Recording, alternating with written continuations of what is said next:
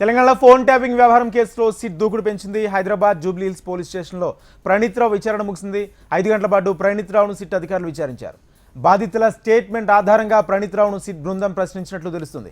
ఎవరి ఆదేశాలతో phone tap చేశారు, దీంట్లో ఎవరి పాత్ర ఉంది, అప్పటి పోలీస్ అధికారుల పాత్ర ఏమైనా ఉందా అనే కోణాల్లో ప్రణీత్ రావు విచారణ కొనసాగినట్లు సమాచారం అందుతుంది.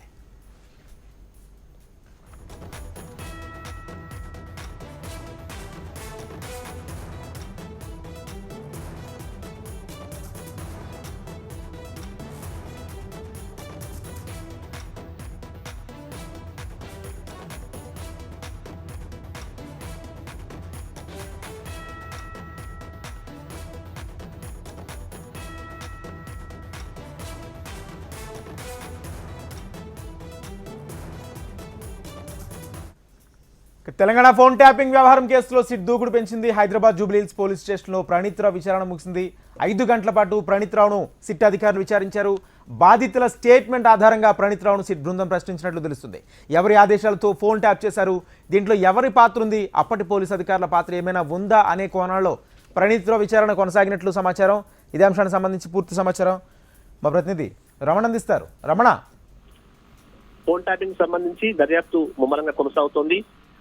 ఇప్పటికే దాదాపు 5 సార్లు ఆల్రెడీ ప్రభాకర్ రావును విచారించారు. ప్రభాకర్ రావు నుంచి పెద్దగా సమాధానం రాకపోవడం, ఆ తర్వాత ఈ మొత్తం వ్యవహారంలో ఎప్పుడైతే ఆ డేటా స్వాధీనం చేసుకున్నారో ఆ మొత్తం డేటా అంతా కూడా ధ్వంసం చేసింది ప్రణీత్ రావు అనేటువంటి ఆరోపణలు ఉన్న నేపథ్యంలో ప్రణీత్ రావును కూడా ప్రస్తుతం విచారణ పిలుస్తూ ఉన్నారు. ఈ క్రమంలోనే ఆయనని మరొకసారి ఈ రోజు కూడా విచారణ పిలిచారు. 5 గంటల పాటు దాదాపు ఆయన్ని విచారణ కొనసాగించారు. అంటే ఆ డేటా ధ్వంసం చేయడానికి కారణాలు ఏంటి, ఎవరి ఆదేశాల మేరకు అవన్నీ చేశారు, ఎక్కడెక్కడ వీరు అంటే ఫోన్ ట్యాపింగ్ చేయడం కోసం ఆ పరికరాలు ఏర్పాటు చేశారు. ఎందుకంటే ఆల్రెడీ బండి సంజయ్ లాంటి వారు కూడా మాట్లాడుతూ సిరిసిల్ల వేములవాడ పరిసర ప్రాంతాల్లో కూడా ఫోన్ ట్యాపింగ్ జరిగింది అనేటువంటి ఆరోపణలు చేశారు. అంటే ఇట్లా ఒకవైపు అప్పటి ప్రతిపక్ష నాయకుడు ఉన్న రేవంత్ రెడ్డి నివాసం సమీపంలో కూడా ఆ డివైసెస్ ఏర్పాటు చేసి ఫోన్ ట్యాప్ చేశారు అనేటువంటి ఆరోపణలు. ఇట్లాంటి అన్ని విషయాలకు సంబంధించి సుదీర్ఘంగా అతని నుంచి సమాచారం రాబట్టే ప్రయత్నం ఇటు చిట్టాధికారి చేసినట్టుగా తెలుస్తోంది. ప్రభాకర్ రావు ఆదేశాల మేరకే ఇదంతా చేసినట్టుగా గతంలో ప్రణీత్ రావు చెప్పినట్టుగా సమాచారం. అయితే వారికి సంబంధించి ప్రభాకర్ రావును ప్రశ్నించినప్పుడు మాత్రం ఎలాంటి సమాధానం రావలేదు, తను ఎవరికి ఆదేశాలు చేయలేదు అనే విషయమే ఆయన చెప్తూ వచ్చారు. ఈ క్రమంలో ప్రణీత్ రావు ద్వారా మరింత సమాచారం రాబట్టే ప్రయత్నం చిట్టాధికారులకు చేస్తున్నారు. ఎందుకంటే ప్రభాకర్ రావు నుంచి ఆశించిన స్థాయిలో సమాచారం రాకపోవడం, తర్వాత ఈ కేసు ఇంకా కేసులో ముందుకెళ్లాలంటే మాత్రం ఇంకా మరింత సమాచారం రావాల్సి ఉంది. వాటిని బేస్ గా చేసుకుని కేసు దర్యాప్తు ముందుకెళ్లే అవకాశం ఉంటుంది. ఇలాంటి పరిస్థితుల్లో ప్రణీత్ రావు విచారణ కొంత కీలకమని చెప్పాలి. ఆయన గతంలోనే అరెస్ట్ అయ్యారు. అరెస్ట్ అయ్యి ప్రస్తుతం ఆయన బెయిల్ పై ఉన్నారు. సో ఆయన ఇస్తున్న సమాచారం కూడా ఇప్పుడు ఇవాళ కూడా ఆయన మాట్లాడినప్పుడు కూడా చాలా వరకు విషయాలు ఆయన చెప్పలేదని తెలుస్తుంది.